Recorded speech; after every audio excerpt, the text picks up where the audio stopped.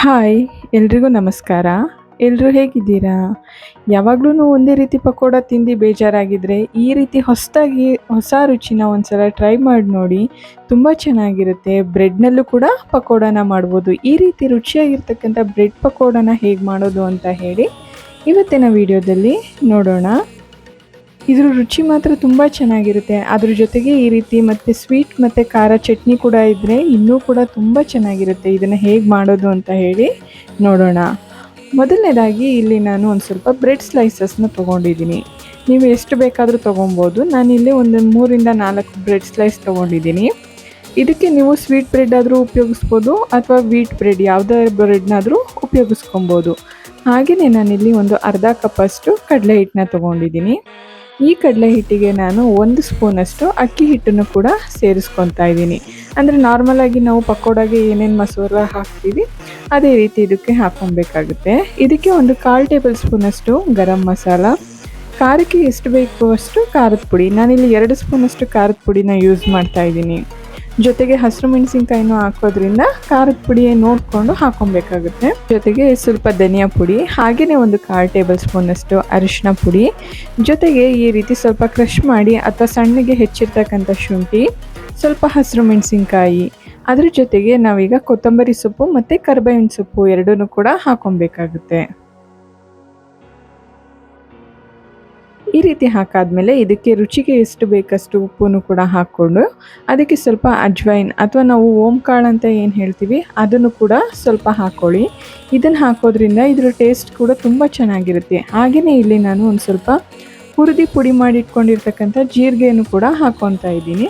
ಜೊತೆಗೆ ನಾನು ಇಲ್ಲಿ ಒಂದು 2 ಈರುಳ್ಳಿನ ಈ ರೀತಿ ಸಣ್ಣದಾಗಿ ಹೆಚ್ಚಿಟ್ಕೊಂಡಿದ್ದೀನಿ. ಅದನ್ನು ಕೂಡ ಈಗ ಹಾಕಿ ಕೈನಲ್ಲೇ ಒಂದು ಸಲ ಎಲ್ಲನೂ ಚೆನ್ನಾಗಿ ಮಿಕ್ಸ್ ಮಾಡ್ಕೊಬೇಕು. ಈ ರೀತಿ ಎಲ್ಲ ಹಿಟ್ಟು ಎಲ್ಲ ಈರುಳ್ಳಿಗೆ ಎಲ್ಲ ಕ್ಲೀನಾಗಿ ಹಿಡಿಯೋವರೆಗೂ ಚೆನ್ನಾಗಿ ಮಿಕ್ಸ್ ಮಾಡ್ಕೊಳ್ಳಿ.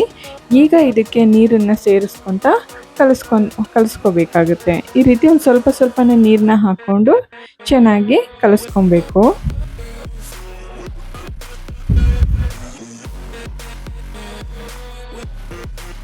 ನೋಡಿ, ಈ ಕನ್ಸಿಸ್ಟೆನ್ಸಿಗೆ ಕಲಿಸ್ಕೊಂಡ್ರೆ ಸಾಕಾಗುತ್ತೆ.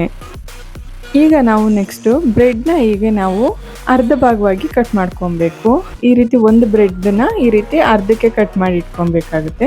ನೀವು ಎಷ್ಟು ಮಾಡ್ತೀರಾ ಅಷ್ಟಕ್ಕೆ ನೀವು ಬ್ರೆಡ್ನ ಈ ರೀತಿ ಕಟ್ ಮಾಡಿಟ್ಕೊಳ್ಳಿ.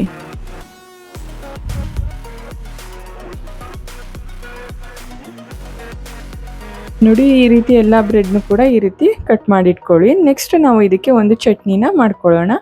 ಈ ಚಟ್ನಿ ರೆಸಿಪಿನ ಆಲ್ರೆಡಿ ನಾನು ನನ್ನ ಇನ್ನೊಂದು ವಿಡಿಯೋದಲ್ಲಿ ಶೇರ್ ಮಾಡಿದ್ದೀನಿ.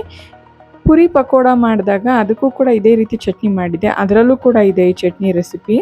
ಇದಕ್ಕೆ ನಾನಿಲ್ಲಿ ಒಂದು 1/4 ಗಂಟೆ ನೆನೆಸಿರ್ತಕ್ಕಂಥ ಬ್ಯಾಡಗಿ ಮೆಣಸಿನ್ಕಾಯಿಗೆ ಸ್ವಲ್ಪ ಶುಂಠಿ, ಹಾಗೆಯೇ ಸ್ವಲ್ಪ ಬೆಳ್ಳುಳ್ಳಿ, ಹಾಗೆ ಇದಕ್ಕೆ ಒಂದು ಸ್ವಲ್ಪ ಹುರಿದಿರ್ತಕ್ಕಂಥ ಜೀರಿಗೆ, ಹಾಗೆ ಸ್ವಲ್ಪ ಚಾಟ್ ಮಸಾಲ, ಹಾಗೆ ರುಚಿಗೆ ತಕ್ಕಷ್ಟು ಉಪ್ಪು, ಹಾಗೆ ಸ್ವಲ್ಪ ಸಕ್ಕರೆ, ಇದಿಷ್ಟನ್ನು ಹಾಕಿ ನೀರನ್ನ ಸೇರಿಸ್ಕೊಂಡು ಇದನ್ನು ಚಟ್ನಿ ಇದಕ್ಕೆ ಪೇಸ್ಟಾಗಿ ಮಾಡ್ಕೊಬೇಕು. ಕೊನೆಯಲ್ಲಿ ಇದಕ್ಕೆ ಸ್ವಲ್ಪ ನಿಂಬೆಹಣ್ಣು ಹಿಂಡ್ಕೊಂಡ್ರೆ ಚಟ್ನಿ ಕೂಡ ರೆಡಿ ಆಗುತ್ತೆ. ಇಲ್ಲಿ ನಾನು ನೆಕ್ಸ್ಟ್ ಇದನ್ನು ಡೀಪ್ ಫ್ರೈ ಮಾಡೋದಕ್ಕೆ ಎಣ್ಣೆನೂ ಕೂಡ ಕಾಯ್ಲಿಕ್ಕೆ ಇಟ್ಟಿದ್ದೀನಿ.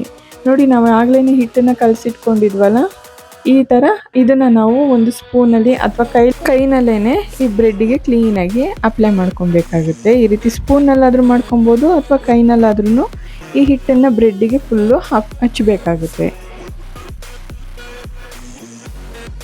ನೀವು ಕೂಡ ಬ್ರೆಡ್ನಲ್ಲಿ ಬೇರೆ ಯಾವ ರೀತಿ ರೆಸಿಪಿ ಮಾಡ್ಬೋದು ಅಂತ ಹೇಳಿ ನನಗೆ ಕಮೆಂಟ್ನಲ್ಲಿ ತಿಳಿಸಿ. ಈ ರೀತಿ ಪಕೋಡ ಅಂತೂ ತುಂಬ ಚೆನ್ನಾಗಿರುತ್ತೆ. ಇದ್ರ ಟೇಸ್ಟ್ ಮಾತ್ರ. ಈಗ ಹೇಗಿದ್ರೂ ಸಮ್ಮರ್ ಹಾಲಿಡೇಸ್ ಇರೋದ್ರಿಂದ ಮಕ್ಕಳೆಲ್ಲ ಮನೆಯಲ್ಲೇ ಇರ್ತಾರೆ. ರುಚಿಯಾಗಿ ಈ ರೀತಿ ಪಕೋಡನ ಮಾಡಿಕೊಡಿ, ತುಂಬ ಇಷ್ಟಪಟ್ಟು ತಿಂತಾರೆ. ಅದ್ರ ಜೊತೆಗೆ ಈ ಚಟ್ನಿ ಅಂತೂ ಕಾಂಬಿನೇಷನ್ ತುಂಬ ಚೆನ್ನಾಗಿರುತ್ತೆ. ನೀವೆಲ್ಲರೂ ಕೂಡ ಒಂದ್ಸಲ ಟ್ರೈ ಮಾಡಿ. ಹಾಗೆಯೇ ನನಗೆ ಕಮೆಂಟ್ ಮಾಡಿ ತಿಳಿಸಿ ಹೇಗೆ ಬಂತು ಅಂತ ಹೇಳಿ. ಹಾಗೆಯೇ ನೀವು ಕೂಡ ಬೇರೆ ಇನ್ಯಾವ ಥರ ರೆಸಿಪಿ ಮಾಡ್ಬೋದು ಈ ರೀತಿ ಬ್ರೆಡ್ನ ಉಪಯೋಗಿಸ್ಕೊಂಡು ಅಂತ ಹೇಳಿ ನನಗೆ ತಿಳಿಸ್ಕೊಡಿ. ಈ ರೀತಿ ಎಲ್ಲನೂ ಕೂಡ ಚೆನ್ನಾಗಿ ಹಾಕಬೇಕಾಗತ್ತೆ. ಹಚ್ಚಿಬಿಟ್ಟು ಇದನ್ನು ನಾವು ಆಯಿಲ್ನಲ್ಲಿ ಡೀಪ್ ಫ್ರೈ ಮಾಡ್ಕೊಬೇಕು. ಈ ರೀತಿ ಫುಲ್ಲು ಸೀಲ್ ಬೇಕಾದರೂ ಮಾಡ್ಕೊಬೋದು, ಇಲ್ಲ ಆ ರೀತಿ ಬರೀ 2 ಸೈಡಿಗೂ ಕೂಡ ಹಚ್ಕೊಬೋದು. ನೀವು ಬ್ರೆಡ್ನ ಹೀಗೆ ಕಟ್ ಮಾಡಬೇಕು ಅಂತ ಏನಿಲ್ಲ. ಅದನ್ನು ಬೇಕಾದರೆ ನೀವು ರೌಂಡ್ ಶೇಪಲ್ಲೂ ಕೂಡ ಕಟ್ ಮಾಡಿಕೊಂಡು ಯಾವ ರೀತಿ ಬೇಕಾದ್ರೂ ನಿಮ್ಮ ಕ್ರಿಯೇಟಿವಿಟಿಗೆ ಹೇಗೆ ಬೇಕಾದರೂ ಮಾಡ್ಕೊಬೋದು. ಇಲ್ಲಿ ಎಣ್ಣೆ ಕಾದಿದೆಯಾ ಅಂತ ನೋಡಿಕೊಂಡು ಈಗ ನಾವು ಇದಕ್ಕೆ ಹಿಟ್ಟನ್ನು ಅಪ್ಲೈ ಮಾಡ್ಕೊಂಡಿದ್ವಲ್ಲ ಬ್ರೆಡ್ಡು, ಅದನ್ನು ಈಗ ಎಣ್ಣೆಯಲ್ಲಿ ಒಂದು ಮೀಡಿಯಮ್ ಫ್ಲೇಮಲ್ಲೇ ಇದನ್ನು ಎರಡೂ ಕಡೆ ಎಣ್ಣೆಯಲ್ಲಿ ಡೀಪ್ ಫ್ರೈ ಮಾಡ್ಕೊಬೇಕಾಗತ್ತೆ. ನೋಡಿ ಈಗ ಅದನ್ನು ಫ್ಲಿಪ್ ಮಾಡಿ ಹಾಕಿ ಎರಡು ಸೈಡು ಕೂಡ ಈ ರೀತಿ ಚೆನ್ನಾಗಿ ಇದನ್ನು ಡೀಪ್ ಫ್ರೈ ಮಾಡ್ಕೊಬೇಕು.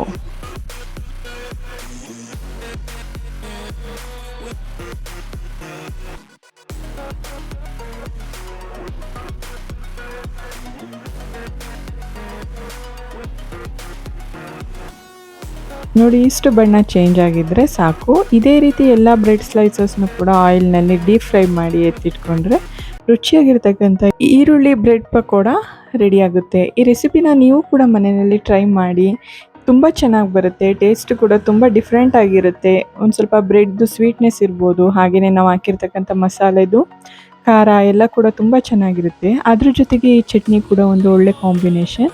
ಈ ವಿಡಿಯೋ ನಿಮಗೆ ಇಷ್ಟ ಆಗಿದರೆ ಲೈಕ್ ಮಾಡಿ, ಶೇರ್ ಮಾಡಿ, ಹಾಗೆಯೇ ಕಮೆಂಟ್ ಮಾಡಿ.